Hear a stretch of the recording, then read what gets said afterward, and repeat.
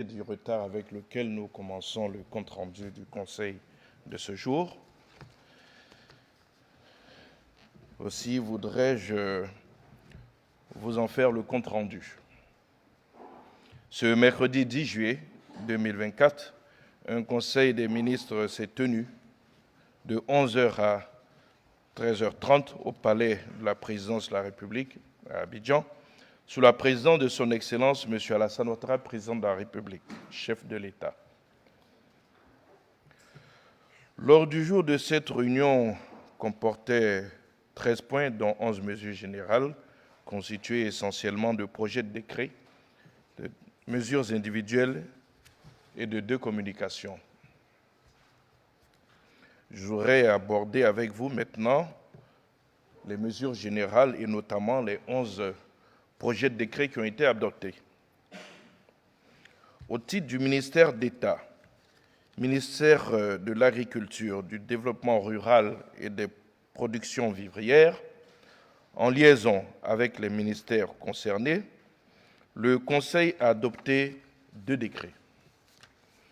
Le premier autorisant le traitement de données à caractère personnel pour la mise en œuvre du programme de renforcement de la sécurisation foncière rurale, le PRESFOR. Ce décret intervient en prélude au lancement officiel du PRESFOR, conçu pour accélérer et étendre le processus de numérisation de la gestion foncière rurale coutumière à l'ensemble du territoire national. Il autorise le traitement de données à caractère personnel pour les nécessités de la mise en œuvre du programme, fixe la durée de la conservation des données et précise les obligations à charge de l'Agence foncière rurale, l'AFOR, et des acteurs intervenant dans la collecte et le traitement des données. Le deuxième décret accorde une subvention aux exportateurs nationaux de cacao. Cette subvention est accordée aux exportateurs nationaux de café et de cacao pour les 4 prochaines campagnes, à savoir les campagnes de 2023 à 2024, 2024-2025, 2025-2026 et 2026-2027.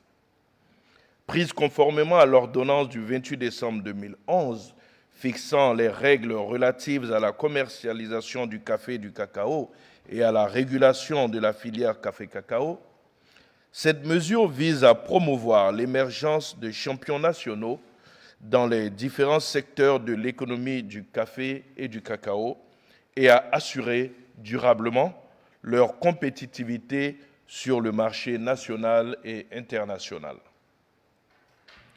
Au titre du ministère de la Justice et des Droits de l'Homme, le Conseil a adopté un décret portant création, attribution, composition et fonctionnement de la section antiterroriste du tribunal de première instance d'Abidjan.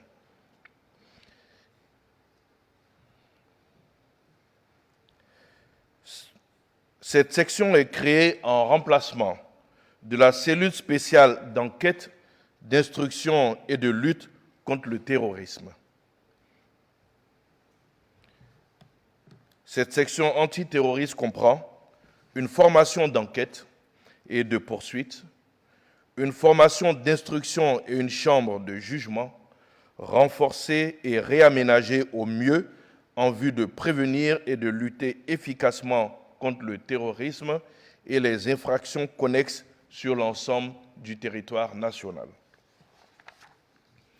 Au-delà des actes de terrorisme et ceux ayant un lien avec le terrorisme, le décret étend, conformément au Code de procédure pénale, la compétence de la section antiterrorisme aux faits d'une particulière gravité autre que les actes de terrorisme, notamment les faits portant sur la criminalité organisée.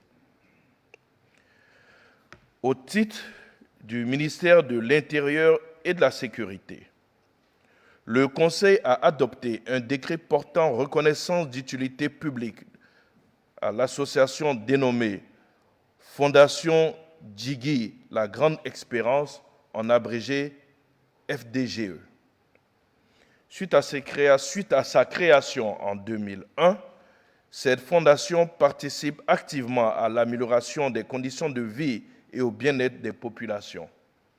Au cours des 3 dernières années, elle a notamment mobilisé un financement de 243 millions de francs CFA pour la réalisation de plusieurs projets importants relatifs à la lutte contre la violence, à la lutte contre les violences faites aux femmes et aux enfants, et à la prise en charge d'orphelins et d'enfants vulnérables au VIH-Sida. En outre, depuis 2023, la Fondation Djigui La Grande Espérance œuvre au plan international en qualité de représentant de notre pays au Comité interafricain de lutte contre les pratiques traditionnelles affectant la santé de la femme, organe consultatif des Nations Unies. Compte tenu de cet apport important à la communauté nationale et internationale, ce décret accorde la qualité d'organisation de la société civile d'utilité publique à la Fondation Djigui La Grande Espérance dans les limites et les spécificités de son objet. Au titre du ministère des Mines, du Pétrole et de l'Énergie, en liaison avec les ministères concernés, le Conseil a adopté 3 décrets, dont un décret portant attribution de permis de recherche valable pour le nickel, le fer, l'argent, le cobalt, la platine, l'or, le cuivre et le chrome à la société Parnassa Invest SAS dans les départements de Vavois, Biancouma et Fakoblé.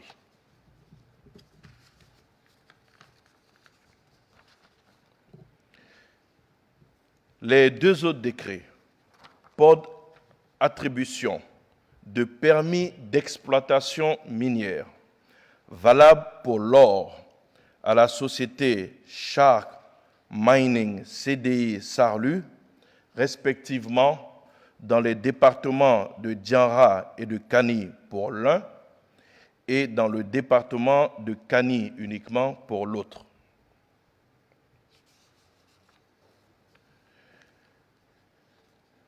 Il faut préciser que le permis de recherche est délivré pour une durée de validité de 4 ans, conformément aux conditions techniques et environnementales requises. En ce qui concerne le permis d'exploitation, il s'agit de l'exploitation dont le permis de recherche avait débouché sur la découverte d'un gisement de classe mondiale, dont l'annonce avait été faite au chef de l'État le 2 mai dernier, le 2 mai 2024, par le PDG du groupe minier qui en avait fait la découverte. Le présent décret permet l'exploitation de ce gisement qui est estimé à 152 tonnes pour une durée de 16 ans, la durée de vie donc du chantier. Ce qui fait de ce projet le premier donc, de notre pays, mais le 3e en Afrique de l'Ouest. Les investissements prévus sont estimés à 489 milliards de francs CFA. Et ce projet va générer 2500 emplois directs en phase de construction de la mine et 1000 emplois directs en phase donc d'exploitation de cette mine. Il est également prévu 19,8 milliards pour le développement local à travers donc le comité de développement local minier de la zone de production. En termes de recettes fiscales, l'État attend 774,2 milliards de francs CFA. Le début des travaux donc, de cette mine est prévu pour le dernier trimestre de cette année pour un démarrage effectif de la production en 2027. Au titre du ministère de la Santé, de l'Hygiène publique et de la couverture maladie universelle, en liaison avec les ministères concernés, le Conseil a adopté 2 décrets. Le premier décret porte approbation de la convention d'une durée de 5 ans entre l'État de Côte d'Ivoire et la nouvelle pharmacie de la santé publique, la PSP, relative à l'approvisionnement et à la distribution de médicaments essentiels et intrants stratégiques. Cette convention détermine les termes de l'efficacité de la nouvelle PSP de façon à garantir durablement l'accès aux médicaments essentiels et aux intrants stratégiques. Elle prévoit notamment la quantification des besoins des établissements sanitaires publics et des autres établissements sanitaires associés aux services publics sanitaires, ainsi qu'une liste de médicaments définie et actualisée périodiquement par le ministre chargé de la Santé, devant être distribuée régulièrement par la nouvelle PSP. Cette convention inclut à cet effet le renforcement des capacités de distribution et d'approvisionnement des établissements sanitaires de premier contact et des réseaux de soins des établissements publics, hospitaliers, départementaux et régionaux, ainsi que l'amélioration de la traçabilité du médicament et du recouvrement des recettes issues de la vente des produits de santé. Le deuxième décret porte adoption du numéro d'immatriculation de la couverture maladie universelle, la CMU donc, comme identifiant de santé dans les établissements sanitaires publics et privés sur l'ensemble du territoire. Ce décret vise à assurer l'uniformité et la sécurité des soins durant le parcours thérapeutique des usagers dans les différents systèmes d'information des établissements sanitaires, qu'ils soient publics ou privés. Ainsi, le numéro d'immatriculation de la CMU remplace tout autre numéro utilisé dans les établissements sanitaires publics et privés pour la constitution du dossier du patient, sa prise en charge et le référencement des données sur la santé de ce patient dans le système d'information hospitalier. Les usagers et les établissements sanitaires disposent d'un délai de 24 mois pour se conformer à ces dispositions. Au titre du ministère du Commerce et de l'Industrie, en liaison avec les ministères concernés, le Conseil a adopté 2 décrets. Un décret portant prorogation de l'aménagement des modalités de paiement de la redevance d'occupation des terrains industriels pour les industries transformant le bois de grume. Compte tenu de certaines difficultés liées au secteur du bois, notamment la raréfaction du bois et les contraintes imposées par les nouvelles normes nationales et internationales de protection de l'environnement, ce décret proroge de 2 années la mesure d'abattement de 60% de la redevance d'occupation de terrain à usage industriel applicable aux industries du bois agrégées en vue de soutenir la compétitivité du secteur. Le deuxième décret, quant à lui, porte réaménagement du montant de la redevance industrielle en zone industrielle de Beaunois.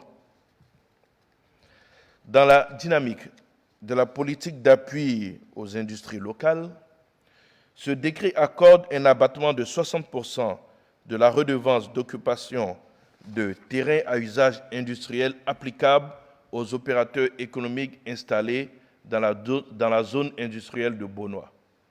Cette mesure exceptionnelle est applicable sur la période allant de 2024 à 2026. Je voudrais à présent évoquer avec vous les mesures individuelles qui ont été adoptées donc au cours du Conseil de ce jour. Ainsi, au titre du ministère des Affaires étrangères, de l'intégration africaine et des Ivoiriens de l'extérieur, le Conseil a donné son agrément en vue de la nomination de M. Guillermo Marén Gorbea en qualité d'ambassadeur extraordinaire et plénipotentiaire du Royaume d'Espagne près la République de Côte d'Ivoire avec résidence à Abidjan, et de M. Langat Andrew Christopher en qualité d'ambassadeur extraordinaire et plénipotentiaire de la République du Kenya près la République de Côte d'Ivoire avec résidence à Abidjan. Je voudrais à présent, mesdames et messieurs, aborder donc les deux communications qui ont été adoptées au cours de ce Conseil. Ainsi, au titre du ministère d'État, ministère de l'Agriculture, du Développement rural et des productions vivrières, en liaison avec les ministères concernés, le Conseil a adopté une communication relative au lancement national du programme de renforcement de la sécurité foncière rurale, le PRESFOR, qui s'inscrit dans le cadre de la réalisation du programme national de sécurisation foncière adopté par le gouvernement en juin 2023.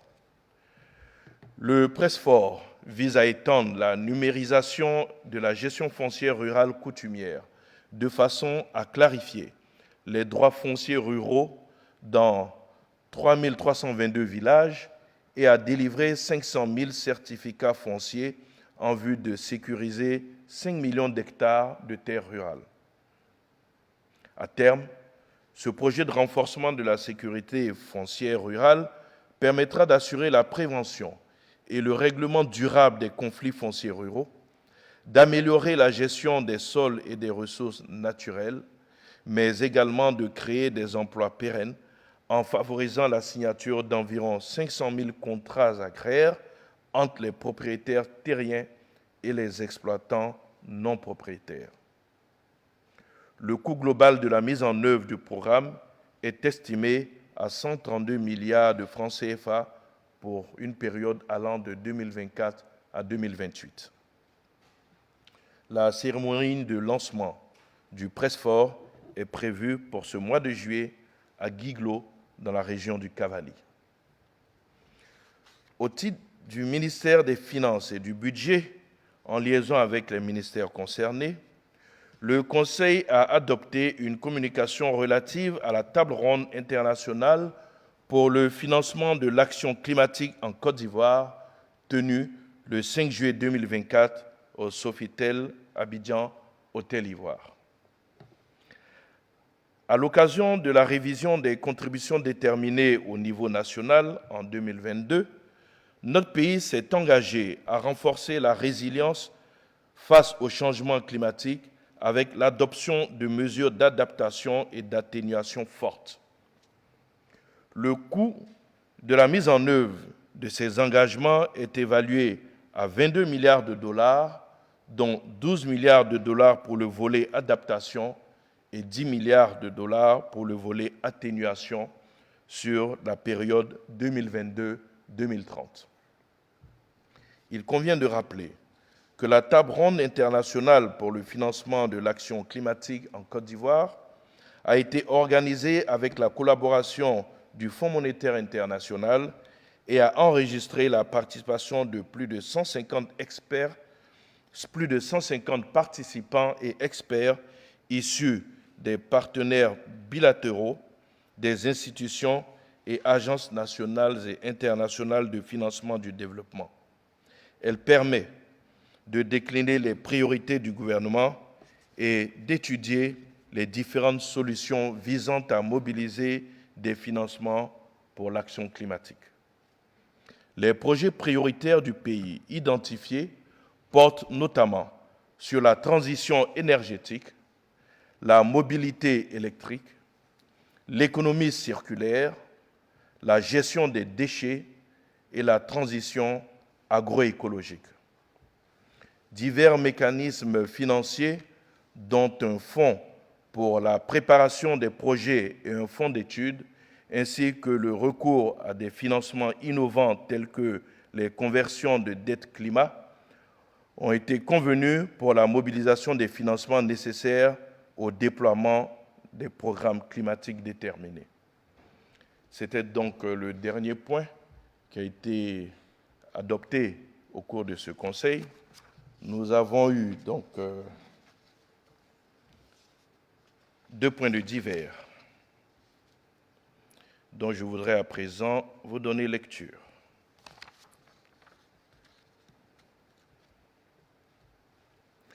À la fin du Conseil, le chef de l'État a fait une importante adresse relative à la bonne gouvernance et à la gestion des entreprises publiques. D'une façon générale, le chef de l'État a tenu à saluer les progrès qui ont été réalisés de façon globale dans ces entreprises et qui ont permis une amélioration de leur chiffre d'affaires et une augmentation de leurs résultats nets. Cependant, le chef de l'État a tenu à rappeler qu'il avait instruit Monsieur le vice-président de regarder de façon plus accrue la gestion donc des entreprises publiques. Conformément à cette instruction, des contrôles et audits ont été diligentés et ont révélé des dysfonctionnements et des problèmes de gestion et de gouvernance dans certaines entreprises publiques. Suite aux premières constatations issues de ces contrôles, le chef de l'État a décidé de relever de leurs fonctions respectives le directeur général du Conseil Coton-Anacarde et le directeur général de la radio-télédiffusion ivoirienne. Les conseils d'administration de ces 2 structures se réuniront respectivement pour désigner les intérimaires à ces 2 directeurs généraux. À la fin de son adresse, le chef de l'État a engagé la responsabilité de chaque ministre dans la gestion des entreprises sous sa tutelle, en raison de leur présence à travers des mandants dans les différents conseils d'administration ou de gestion de ces différentes entreprises publiques.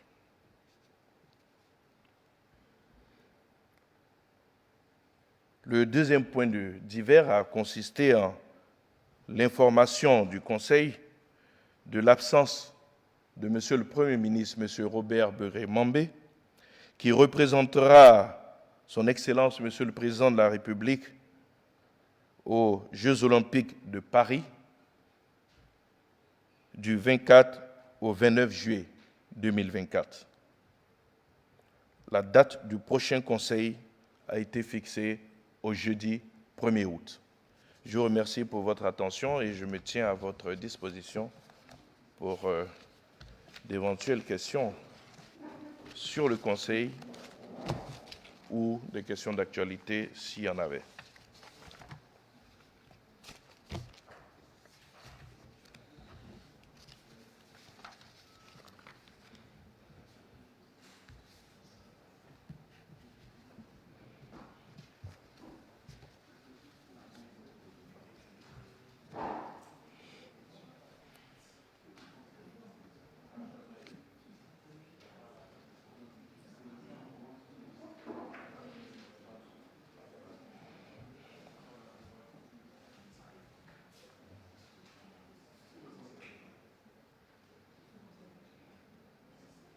S'il n'y a pas de questions sur le Conseil, nous pouvons prendre donc des questions d'actualité s'il y en a.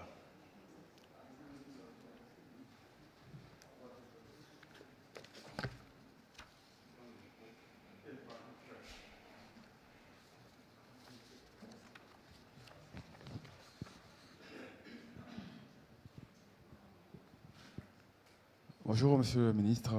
Je suis Patrice Alegbé, journaliste à APA News. Je voudrais que vous reveniez sur l'information concernant l'identifiant CEMU. Je voudrais savoir dans la pratique comment est-ce que ça va se faire, parce que déjà dans les différentes assurances, des gens ont des cartes, et puis aussi au niveau de la CEMU, il y a des cartes, et comment est-ce que le numéro identifiant donc, de la CEMU remplace donc, le numéro dans le système hospitalier. De façon pratique, comment est-ce que ça se fera? Oui, le mécanisme sera décrit dans le décret, mais on a donné 2 ans. Donc, ce n'est pas une décision qui va s'appliquer dès demain. Donc, il y a tout un temps d'adaptation, mais il est dit en tout cas que dans le système sanitaire, il y aura désormais un seul numéro pour que les dossiers des patients qui passent d'une structure à une autre soient référencés à partir de ce numéro-là. Ça évite beaucoup de problèmes comme les homonymies, etc. Donc, c'est vraiment permettre une interopérabilité entre les différents systèmes, qu'ils soient publics ou qu'ils soient privés, de façon à ce que le dossier puisse être transféré en toute sécurité d'une structure à une autre.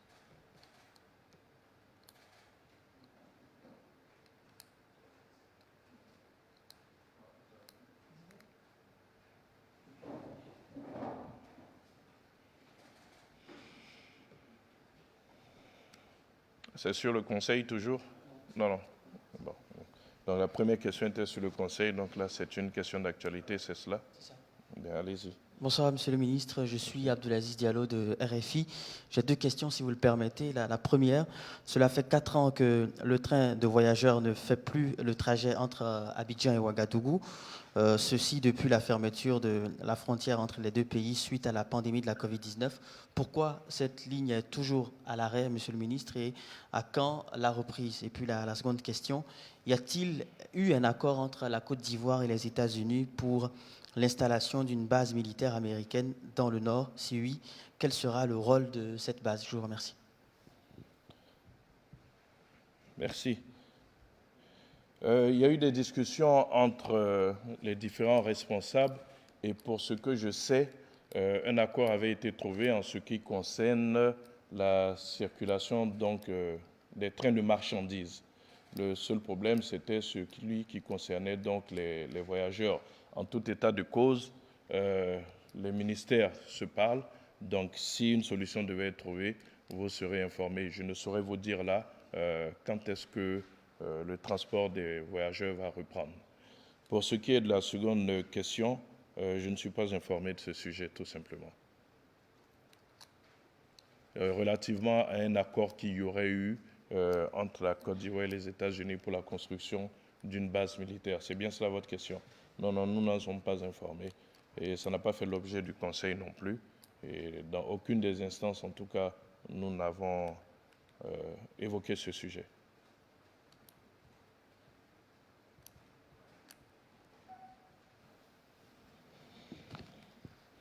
Bonsoir, Monsieur le Ministre. Je suis Paul Kouakou du quotidien Le Mandat. J'ai une question relative à la filière cola. Depuis 2019, l'État a décidé qu'il y ait au sein de cette filière une interprofession. Et depuis, la filière n'est pas au mieux de sa forme, c'est un euphémisme de le dire ainsi. Et deux choses illustrent bien que la filière ne se porte pas bien. C'est par exemple la fixation du prix du kilogramme de cola, un prix qui n'est pas commun sur tous les marchés, et puis la question des flux, les flux d'exportation qui ne sont pas entièrement maîtrisés, alors que la Côte d'Ivoire est le premier producteur de cola. Pourquoi l'État, ça c'est la question, pourquoi l'État a décidé de faire une interprofession au lieu d'un conseil, comme c'est le cas par exemple dans la filière café, cacao ou coton en acate? Merci. Merci. Bien, vous remarquerez que c'est un processus. L'interprofession jette déjà les bases de l'organisation des différentes filières. Si vous vous souvenez, avant d'en arriver à créer une filière EVA, on est passé par une interprofession. Donc, je veux dire que c'est un processus. L'interprofession va certainement permettre d'arriver à la mise en œuvre donc, d'un conseil, très certainement, si cela s'avère nécessaire. Donc, il faut noter la volonté de l'État d'organiser toutes nos filières agricoles. C'est pourquoi il faut saluer déjà la création donc, de cette interprofession, puisque avant, elle n'existait pas et la filière était, je dirais, complètement dans l'artisanat, dans l'informel. Donc c'est un début donc, d'orientation de la filière avec la création de cette interprofession. Il faut laisser le processus aller jusqu'à son terme et s'il y a nécessité, comme dans d'autres filières, de créer une structure plus organisée, bien, ça se fera. Mais l'interprofession a l'avantage qu'elle met la filière donc, dans les mains des professionnels.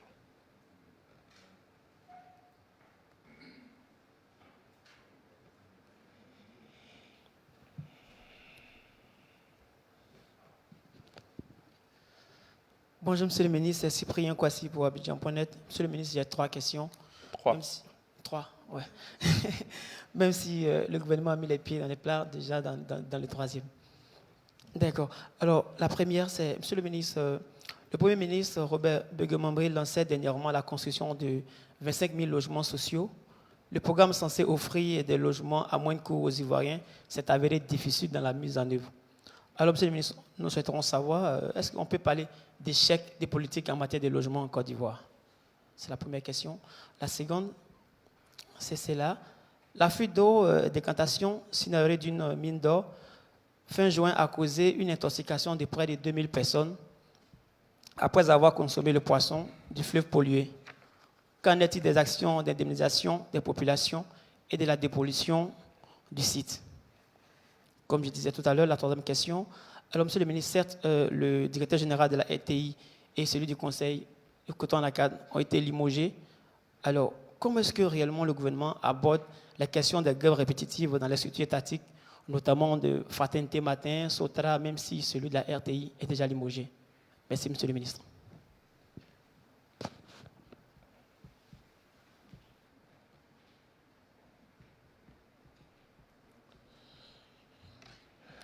Merci. Je vous trouve bien sévère quand vous parlez d'échec de la politique de logement. C'est vrai que nous avons une ambition très forte, ambition qui est née de la volonté du chef de l'État de donner à chaque Ivoirien un toit. Et cette volonté a été adressée dès les premières années donc, de l'accession au pouvoir du président de la République. Cela a permis aujourd'hui, donc, sur un objectif de 150 000 logements que nous espérions donc, offrir aux Ivoiriens, au niveau de l'État, je veux dire, donc de leur en offrir 30 000, ce qui n'est pas rien. Donc, de ce point de vue, on ne peut pas parler d'échec. Le récent programme qui a été lancé est issu de réformes qui ont été faites après avoir tiré les conséquences de toutes les premières opérations qui ont été lancées. Lorsque nous avons voulu donner corps à la volonté du chef de l'État de donner à chaque citoyen un logement, tout de suite, tout le monde a pensé à l'acquisition. Du coup, il s'est posé un véritable problème. Il y avait des critères pour pouvoir entrer dans ce programme. Il fallait que le couple, par exemple, dans le cas d'un couple, justifie d'un revenu inférieur à 400 000 francs CFA pour pouvoir rentrer dans ce programme donc, de logements sociaux. Mais ce que le dispositif n'avait pas prévu, c'est que nous avons beaucoup de nos concitoyens qui exercent dans l'informel. Et quand bien même ils sont éligibles parce qu'ils ont un revenu en dessous donc, de ces 400 000, il leur était difficile de prouver qu'ils gagnaient 400 000, puisqu'ils exercent dans l'informel. La nouvelle réforme règle cette question en créant un fonds de garantie. Ce fonds de garantie, justement, a pour mission de s'assurer que le ménage gagne effectivement donc en dessous de 400 000 en regardant toutes ses activités et d'apporter la garantie nécessaire pour qu'il puisse bénéficier du programme. L'autre question qui n'avait pas été prise en compte, c'est la possibilité d'acquérir un logement par location-vente, puisque tout de suite, tout le monde a pensé à une acquisition directe. Le présent programme qui est lancé, donc la réforme qui est opérée, intègre les questions donc de location-vente. C'est-à-dire que vous habitez, vous payez un loyer et à terme, la maison vous revient, ce qui rend donc le coût de l'acquisition plus supportable, puisque dans l'acquisition directe, certains usagers étaient obligés de recourir au système bancaire, alors qu'une banque, si elle vous prête pour acquérir une maison, c'est vrai que vous l'avez, mais vous remboursez avec des intérêts. Donc, la réforme actuelle règle effectivement cette question. Et il y a une autre problématique qui existe, c'est celle de la location simple. Pourquoi ne pas permettre, comme ça existe dans certains pays, des loyers sociaux, que des personnes qui ne peuvent pas ou qui ne veulent pas acquérir soient en location, avec des loyers qui soient acceptables à leur portée. Cela n'était pas envisagé donc, dans le premier projet qui avait été lancé. Donc, ce n'est pas un échec. Nous avons tenu compte de tous les problèmes que nous avons rencontrés au lancement donc, de la première phase, et ça montre bien sûr la volonté du régime d'adresser cette question. Nous allons tirer toutes les leçons et nous avons amélioré le dispositif avec les réformes qui ont été prises. Ceci étant, il y a une question lancinante, même si vous ne l'avez pas posée, je profite pour y répondre. C'est la question de tous ceux qui s'étaient inscrits dans des projets donc, lors de la première phase et qui avaient fait des dépôts initiaux donc, auprès donc, de certains opérateurs immobiliers. Pour tous ceux qui sont dans le programme officiel, l'argent a été versé dans un fonds séquestre. Parce que la priorité à cette époque, c'était comment sécuriser les avoirs des uns et des autres. Donc tout de suite, on a pensé à ce fonds séquestre. C'est donc dit que ces fonds sont disponibles. Donc je peux leur dire, en tout cas nous pouvons leur dire, que tous ceux qui se sont inscrits dans le programme officiel, où ils auront leur maison, où ils seront remboursés. Maintenant, il y en a qui ont contracté directement avec des opérateurs immobiliers qui n'étaient pas dans le programme présidentiel. Là, c'est une relation commerciale entre deux privés. C'est le lieu de demander à nos concitoyens de ne contracter qu'avec des entreprises agréées par le ministère de la Construction et de l'Urbanisme. La liste des sociétés immobilières de construction est consultable toujours sur le site du ministère de la Construction. Donc voilà ce que je peux dire concernant cette première question, et je peux vous assurer que le processus est lancé. Au niveau de l'État, je vous ai dit ce qui a été fait, mais il suffit de regarder à Abidjan pour voir qu'il y a beaucoup d'opérateurs privés qui construisent. Mais là, je voudrais que nos concitoyens soient prudents et qu'ils se réfèrent uniquement, comme je l'ai dit, aux opérateurs qui sont agréés donc, par le ministère de la Construction pour être à l'abri de toute surprise désagréable. Pour ce qui est donc de l'intoxication, c'est un incident qui est arrivé, un accident qui est arrivé donc, dans une mine. Tout de suite, les responsables de cette mine ont assumé leurs responsabilités, ont lancé les alertes nécessaires. Le ministère de l'Environnement a réagi aussitôt, le ministère de la Santé également. Toutes les prises en charge ont été faites. Fort heureusement, nous ne déplorons pas donc de pertes en vie humaine, mais tout a été mis en œuvre pour pouvoir maîtriser donc la situation. la panne, donc était une vanne défectueuse, a été réparée. Le SIAPOL donc fait des prélèvements réguliers pour s'assurer que l'eau est en train donc de retrouver donc je dirais sa qualité d'antan. Donc ce dossier a été pris en charge par le gouvernement de façon très très réactive et tous les ministères impliqués ont réagi donc de façon diligente pour apporter une solution donc à cette problématique-là. Enfin, pour ce qui concerne les grèves, j'ai déjà répondu à cette question. J'ai dit que toutes ces entreprises, ces sociétés d'État sont d'abord des sociétés. Elles ont des dirigeants sociaux, elles ont des conseils d'administration. C'est de la responsabilité de ces responsables-là que de traiter toutes les questions, y compris la question donc de gestion des ressources humaines. Mais ceci étant, j'avais ajouté que la responsabilité de l'État, c'est de garantir un environnement social apaisé.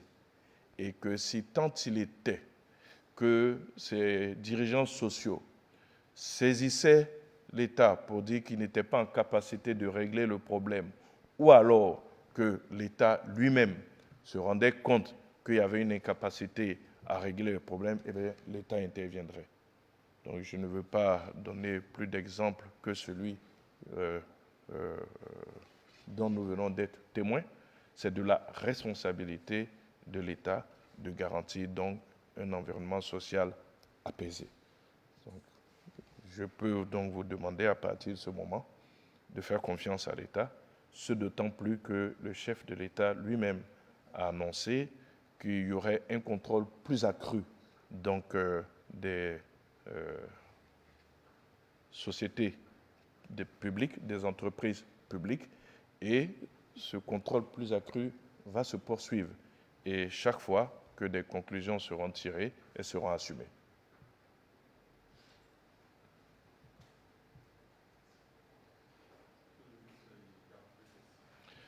Bien, je vous remercie pour votre participation au compte-rendu de ce conseil. Je vous souhaite un bon retour chez vous.